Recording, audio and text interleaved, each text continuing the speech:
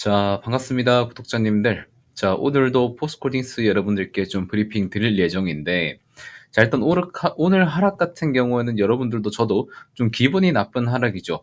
왜 기분이 나쁘냐? 어제 장 마감하고, 어제 미국 장 마감하고, 테슬라가 실적 발표를 했는데, 시간 외장에서 12%나 급등하는 모습을 보여줬어요. 그래서 테슬라가 급등하니까, 당연히 우리나라 2차전지 기업들도 급등을 하겠구나라고 생각을 했는데, LG엔솔 같은 경우에도 상승분을 좀 반납을 했고, 삼성 SDI도 그렇고, SK이노베이션 기타 다 2차전지들이 다 상승분을 반납해주는 하루였었습니다.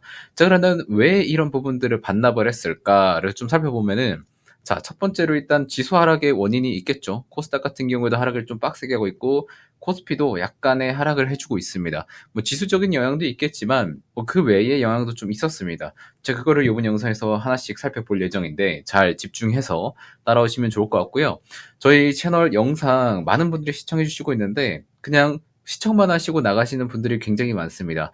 제가 물론 브리핑을 잘 못했기 때문에 이제 구독 버튼까지 손이 안 나간 걸 수도 있겠지만 너그러이 관심 봐줘주시고 구독 버튼 한 번씩만 눌러주시고 시청해주시면 감사드리겠다는 말씀 드리면서 바로 본론 들어가도록 하겠습니다. 자, 자료를 좀 같이 보면서 말씀을 드릴 건데 일단 채권 금리가 지금 올랐죠, 조금. 그래서 여러분들께 말씀드리고 싶은 거는 채권 금리가 오른다는 거는 추후 금리 인하 가능성을 낮춘다는 의미이기도 합니다.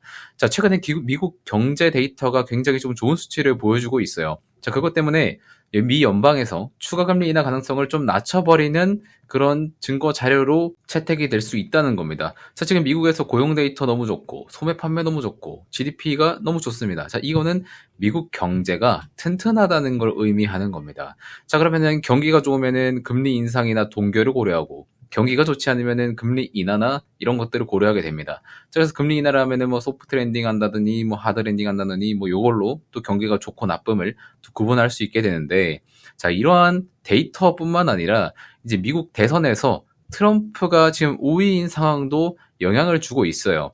자, 트럼프 같은 경우에는 대선 공약으로 좀 자금리 감세 정책을 좀 펼치고 있는데, 자, 이 감세라는 것은 미국 자체의 세수 이탈을 생각하시면 되는 겁니다. 자, 세수가 이탈하게 되면은 어떻게 돼요? 채권 발행을 좀 고려하게 되겠죠.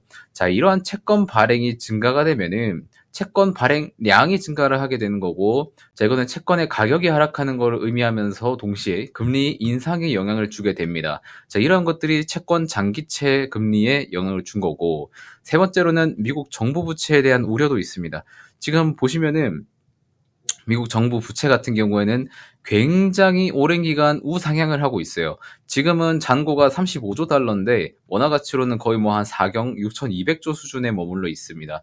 자, 이러한 경우에도 뭐 우리나라라고 생각하면은 전혀 상상할 수 없는 정도의 수치의 국가 부채인데 미국이 이렇게 가능한 거는 기축통화국이기 때문에 가능한 규모죠.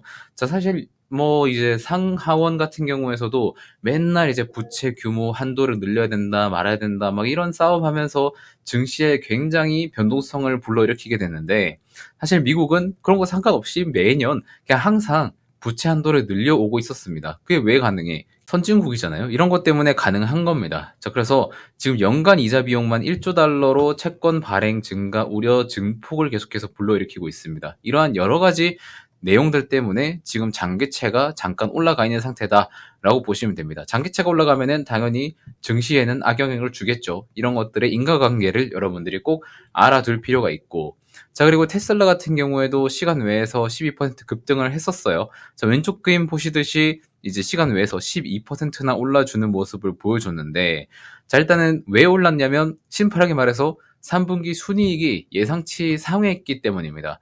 자, 근데 일단은 우리가 봐야 될 거는 뭐냐면 테슬라 3분기 인도량이 실적 발표 전에 먼저 나왔었어요. 자, 근데 인도량 같은 경우에 46만 2,890대로 전년 동기 대비해서 8% 증가한 것을 보였지만은 시장 예상치보다는 좀 하회하면서 실적이 좀 적게 나올 것이다라는 이런 우려를 가중시켰었습니다. 자, 그리고 어제 뭐 미국 기준으로 어제인데 우리나라 시간으로는 오늘 새벽이죠. 오늘 새벽에 3분기 실적이 발표가 됐었는데 매출은 예상치보다 약간 하회했어요. 뭐 일단 늘긴 늘었거든요. 늘긴 늘었는데 예상치보다는 하회했었어요. 근데 주당 순이익 EPS라고 하죠. EPS 같은 경우에는 예상치 대비 크게 상회를 했습니다. EPS가 우리 예상이 한 0.6인가 55인가 이 정도였는데 실제 수치가 0.73인가 이 정도로 나왔어요. 굉장히 크게 상회한 수치죠. 자, 이러한 영향 때문에 테슬라 주가가 올랐다는 건데 우리는 조금 세부적으로 뜯어볼 필요가 있습니다. 자, 일단 테슬라에서 예상치보단 하회했지만 인도량이 증가하긴 했고, 그리고 ESS 사업은 매년 계속해서 상승 추세에 돌아가 있고, 그리고 사이버 트럭도 지금 손익분기점을 돌파했다는 소식이 들리고 있고, 여기에 플러스해서 FSD, 자율주행 시스템 서비스까지 잘 팔리고 있다고 해요. 자, 이런 것 때문에 매출은 한번 올랐었고, 그리고 EPS 같은 경우에도 이제 차량을 만드는 그 대당 생산 비용도 감소가 됐고, 비용 절감에 따른 운영비 감소 효과 때문에 EPS가 굉장히 크게 증가했다고 합니다. 자, 그럼 우리는 여기서 가지고 가야 될 포인트는 뭐냐? 차량 판매가 올라가서 실적이 오른 거면은 우리나라 국내 2차 전지나 완성 전기차 업체들에도 되게 호재로 작용이 될 수 있습니다. 자, 그런데 테슬라 전기차 판매 상승분은 어느 정도냐면 겨우 2% 상승밖에 못했다는 겁니다. 그리고 다른 사업 부분에서 더 상승률이 좋았던 거죠.